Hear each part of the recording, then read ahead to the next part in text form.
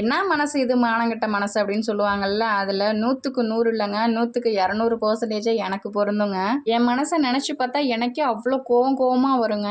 ஏற்கனவே முடிஞ்ச விஷயத்தை பற்றி நினச்சி அதையே யோசிச்சு ஃபீல் பண்ணிட்டு இருக்கிறது. முடிஞ்ச விஷயம் முடிஞ்சது தான், அது திரும்ப மாற்ற முடியுமா அப்படின்னா கண்டிப்பாக முடியாது தானே. அதை நினச்சி ஃபீல் பண்ணிக்கிட்டு இருப்பேன். அப்படி இல்லை அப்படின்னா நடக்க போகிற விஷயத்த இப்படி நடந்துருமா அப்படி நடந்துருமா அப்படின்ட்டு யோசிச்சு ஃபீல் பண்ணிட்டு இருப்பேன். அதுவும் ஒரு படி மேலே போயிட்டு ஃப்யூச்சரில் நடக்க போகிற விஷயத்த நான் இமேஜின் பண்ணுவேன் பாருங்க, ஃபுல் அண்ட் ஃபுல் நெகட்டிவாகவே தான் இருக்கும், ஒன்று கூட பாசிட்டிவாகவே இருக்காது. இப்படியே நடந்து முடிஞ்சதையும் நடக்க போகிறதையும் யோசிச்சு ஃபீல் பண்ணிட்டு எப்போ தான் சந்தோஷமாக இருப்போம் அப்படின்னு நினச்சி பார்த்தா அதுக்கான விட இதுவரையுமே கிடைக்கவே இல்லைங்க.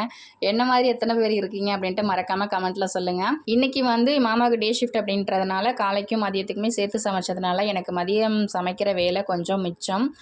மதியத்துக்கு புளிக்குழம்பு வச்சுருந்தேங்க, கத்திரிக்காய் முருங்கைக்காய் போட்டு புளிக்குழம்பு, அதுக்கப்புறம் பீன்ஸு கேரட்டு முட்டைக்கோஸ் போட்டு பொரியல் தாங்க பண்ணியிருந்தேன். வீடியோ பிடிச்சிருந்தா லைக் பண்ணுங்கள். ஓகே, தேங்க்யூ, பாய்.